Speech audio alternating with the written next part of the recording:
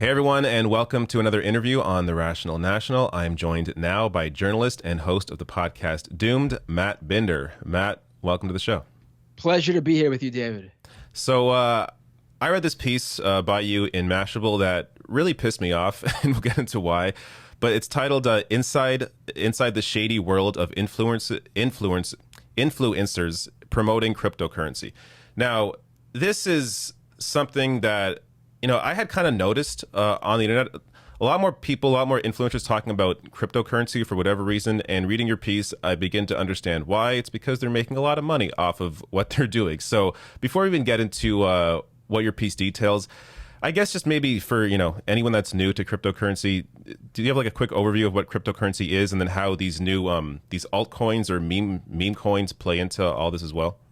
Sure. I think most people by now have heard of the big cryptocurrencies, like Bitcoin, Ethereum, even Dogecoin, which is the meme-based one that all these altcoins have been taking a page out of. And we'll get to that in a second.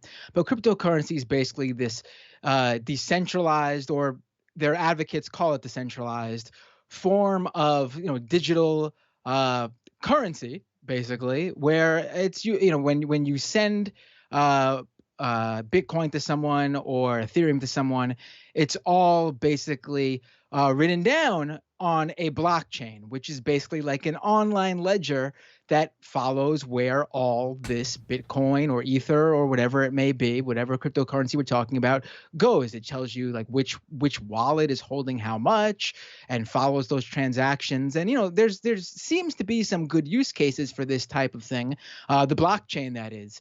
But with cryptocurrency, being that you could actually exchange what is essentially digital numbers for actual real world US dollars, it's brought all the scammers out of the woodwork. And now they're creating altcoins, which are, like I said, it's big inspiration from Dogecoin, where people decide I'm creating a form of cryptocurrency, brand new Bitcoin, a brand new Dogecoin, and I'm going to try to give it some sort of marketing scheme, some sort of new meme-based gimmick that gives it its own sort of push to people, like sort of like collectibles. You like one thing because it has a gimmick to it. And the fact of the matter is, it seems like almost all these altcoins go down hard, whether it's intentional or not. Yeah, so this is where we get into I guess how they're promoting all these new meme coins, or I like how you refer to as shit coins. I think that's a good explanation of Right. what these really are. But so a lot of them appear to be going to influencers. One example is I guess FaZe Clan, which is a big professional esports and entertainment group, where a lot of their members were pushing I guess in one example, Save the Kids token, which makes it sound like almost a charity. I mean, get more into I guess FaZe Clan and what they were pushing, and what that whole thing, what happened Right. there. So FaZe Clan, like I say in the piece, they're sort of having a big moment right now. Last year, they received something like $40 million in funding because a lot of investors see a future in esports being taken as serious as a sports profession. And they also were just this month on the cover of Sports Illustrated magazine, which is a big deal. I mean, this puts them in their world at the same level of, the LeBron James of the world. Hmm. And they are probably one of the major pushers of these altcoins I've seen online. Now, granted, this is a organization with dozens and dozens of members, but this also goes to one of the founders of the group who was pushing a coin. He didn't do Save the Kids, but he was also pushing a coin, did a giveaway for them. That altcoin even admitted that they worked with him. We're talking about FaZe Banks. They admitted they worked with him to push the coin, and it went bad because the value dropped almost immediately after FaZe Banks was promoting it, which means his followers likely, and all the other influencers were promoting it at the same time, all their followers bought into it. It hit its peak. The people who actually were holding most of this altcoin, usually the developers or their friends, not going to say that's what happened in this specific case, but this is usually how altcoins work and their rollouts happen. They hit a peak. The people who are holding most of this coin decide this is where we're going to cash out. And They get all the real money from it, selling their coins, which then completely tanks the value for all the other holders. And then they're left holding the bag. And let's say they put $100 into it. There goes $100, turns into $6.50, maybe $2, maybe $10 if they're lucky. The value drops tremendously. And obviously, as we go up, imagine putting $1,000 into this. If your favorite influencer said like, hey, this could be the next Dogecoin, you're gonna make a lot of money from this.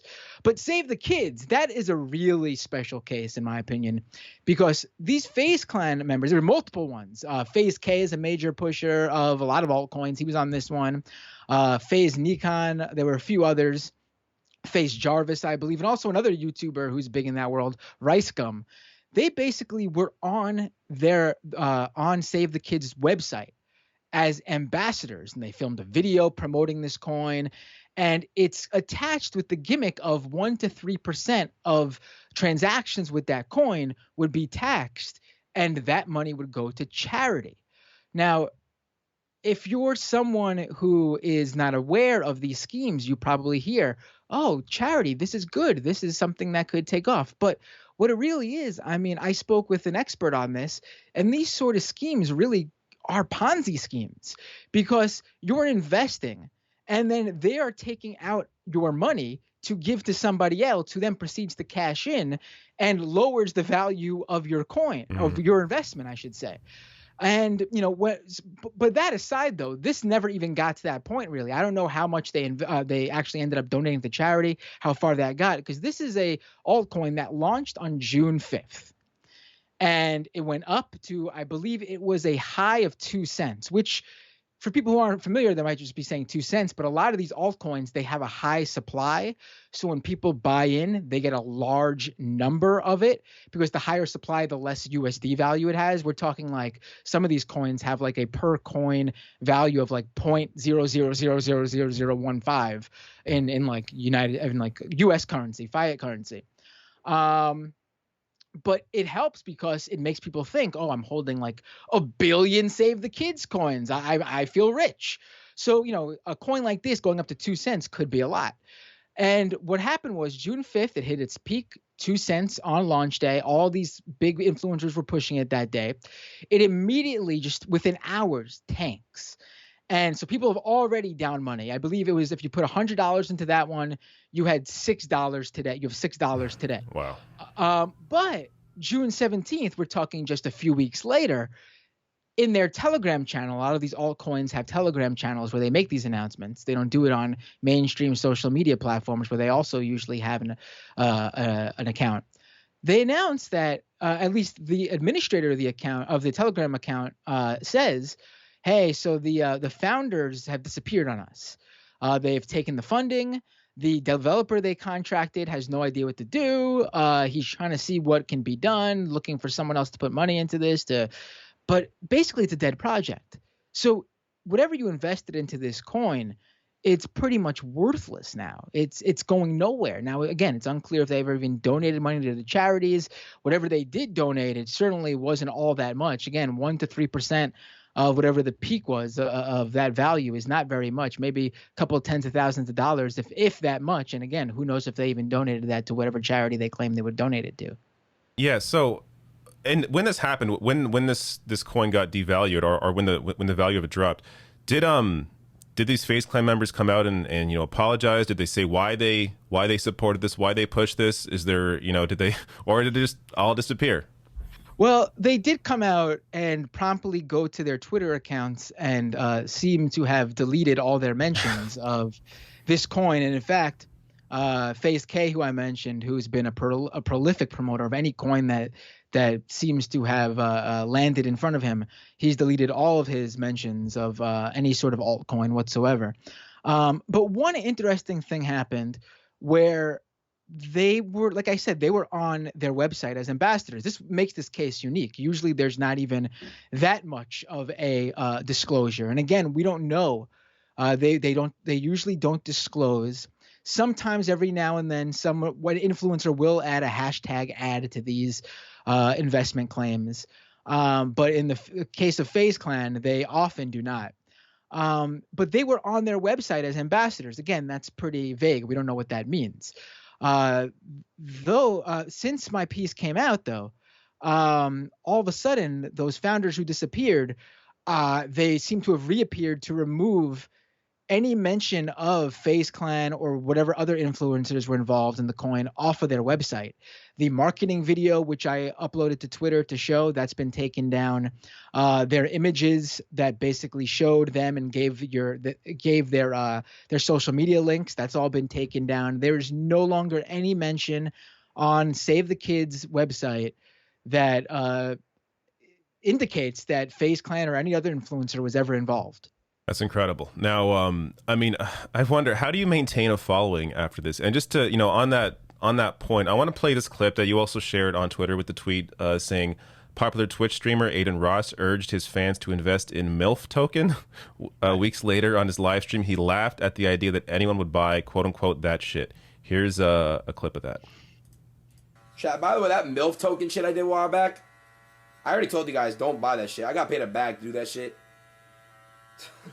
Like, I don't give a fuck. I hope none of you guys actually bought it.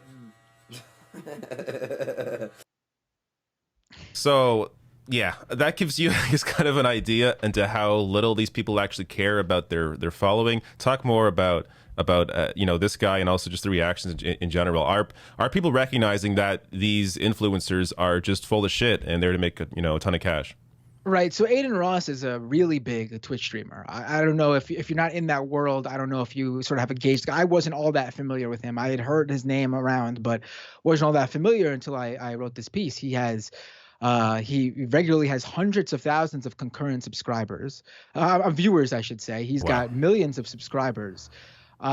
He gets paid a lot of money to promote gambling sites, and that's an issue in and of itself. I will be looking into that. But with this coin, and there are people who see this and say, MILF token, why would you invest in MILF token? That obviously sounds like a scam. But you have to remember, these are young people who are into these, who make up the audience of someone like Aiden Ross. They're not familiar with internet schemes and things like that. But also, to be extra fair to them, there are people who literally are now millionaires because they decided as a joke to throw money into something called Dogecoin just a few years ago. Like, this is not completely unheard of in the cryptocurrency world for people to just throw money into something, forget about it for a few years, and then all of a sudden, holy shit, I made out like a bandit. I mean, it's not the story of most. In fact, I would reckon that most people end up losing money with cryptocurrency because they find out about it. And by the time you find out about it, it's usually too late for you to make a shit ton with it. But, so it's not really that out of bounds to think, wow, maybe MILF token could be the next stupid meme that goes big with like Dogecoin, or even, with the stock market, that people are putting all this money into GameStop and AMC. Yeah. Now, I recognize that, I disagree with the finance world. I think, retail companies that provide services for people that people enjoy do seem to have value. But I mean, look at how much they're worth now. It sort of doesn't make sense when compared to other companies. In some way, it's almost like they're viewing it, I guess, like almost like a lottery, where even if these audiences are being screwed by the influencers that they love so much, they're thinking, well, it may blow up in a few years, so maybe it's actually going to be a great thing. So there's this ability for these influencers to run away from any sort of culpability, because they could just say, well, it may make you money. I don't know. Like, you know what I mean? So right. There's no, definitive yes or no, this is a scam or not, because they could just say, who knows? Right. Now with Ross, what he did actually a few weeks before he said that, what he said in that clip you just played, just a few weeks before that. Now, he's a case where he did, again, this was like an hour-long stream he did. And I think the FTC might have differences of what counts as a disclosure in an hour-long stream. But there was a part in this hour-long stream he did where he does say, hey, I got paid a bag for doing this. He basically says he got paid a ton of money to do this. And he says that he was given $20,000 to give away in MILF token in that stream. And then in that stream, he does go ahead to talk about it throughout that stream, basically encourage people to invest in it. He does a 20-minute long uninterrupted process on how to buy MILF token in this stream. For those who aren't familiar, altcoins are extremely complicated, have an extremely complicated process to purchase them because they're not usually listed on the main exchanges like Coinbase. Like you want to buy a Bitcoin, you can even just open Robinhood, that stock app on your phone, and buy some Bitcoin, or even you can do that to buy Dogecoin. With these altcoins, you have to often, because they're built on other blockchains, they're built on like the Ethereum blockchain, a number of them. You have to first buy a different cryptocurrency with your USD, then exchange it usually for something else, or get it into another exchange, which like an alt exchange, like a lesser known exchange that isn't Coinbase, that is allowing people to buy these cryptocurrencies. Or you go onto something called Pancake Swap, which is basically a way where you can exchange one cryptocurrency for one of these other cryptocurrencies, usually again an altcoin. It's a very complicated process for people who don't know. So him walking his audience through this is a big deal in my estimation, because it's basically showing them exactly what they need to do to buy this. And so then for a few weeks later, from to say, I hope you didn't buy this coin after I actively walked you through the steps to do so, it's pretty stunning. And again, I don't know why these people still have audiences after doing this. Yeah. Again, there are people who think like, oh, you're dumb for believing this stuff to begin with. I still like this guy. I've seen it in my own replies since publishing this piece.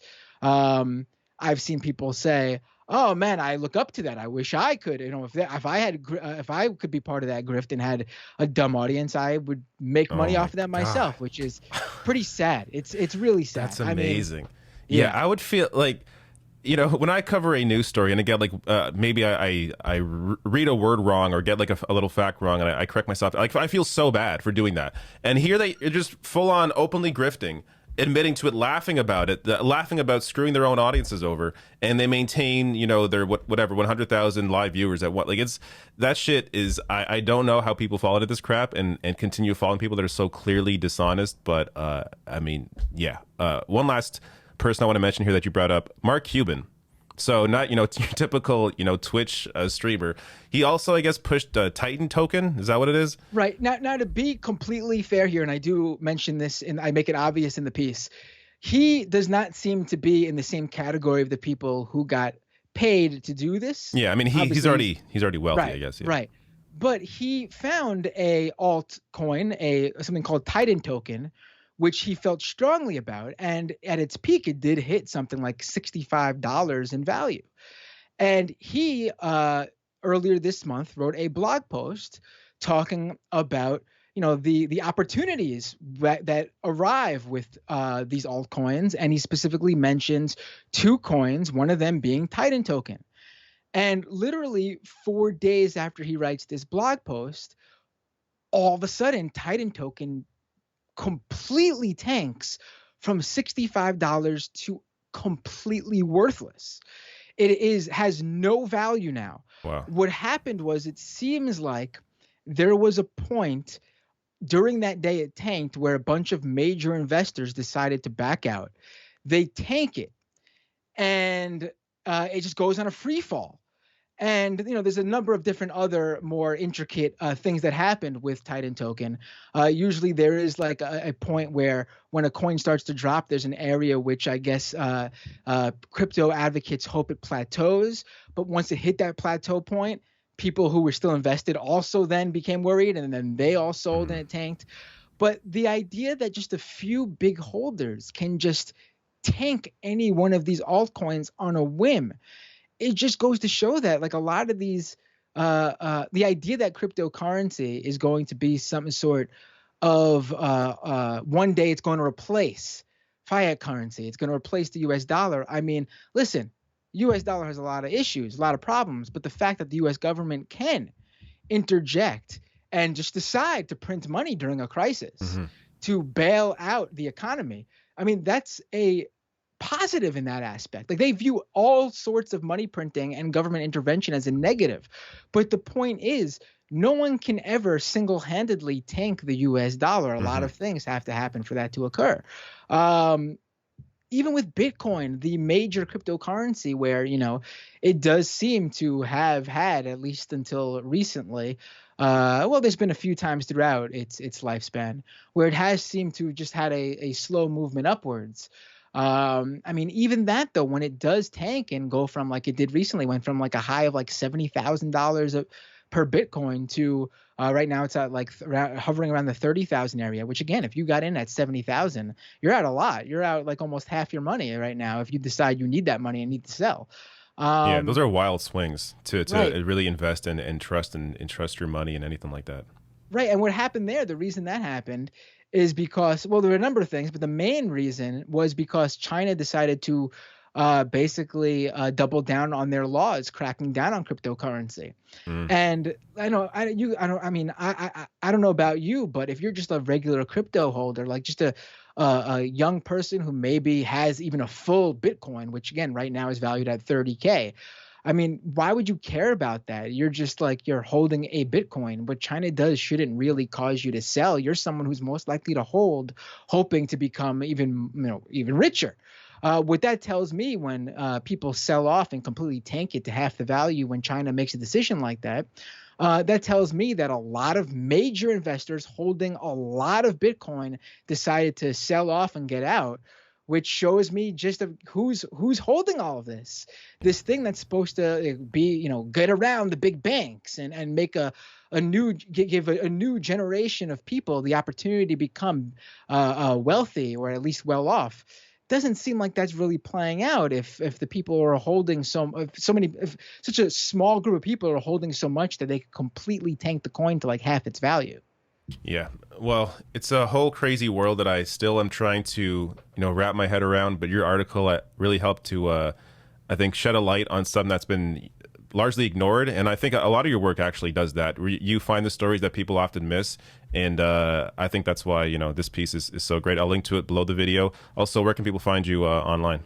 At Matt Binder on Twitter, and subscribe to my YouTube channel at youtube.com/Matt Binder. And yeah, that's all my work will be posted up on those places, and that's how they can follow me. Great. And I'll link to all that stuff below the video as well. And Matt, thanks again for coming on. Oh, always a pleasure, David. Thank you for having me.